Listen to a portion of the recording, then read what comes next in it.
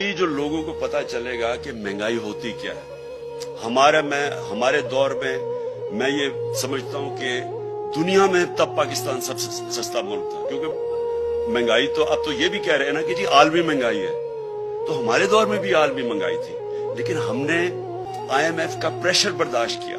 जब उन्होंने हमें कहा कि पेट्रोल और डीजल की कीमत बढ़ाओ, तो हमने वो बजाय बढ़ाने के 10 रुपए कम कर दी।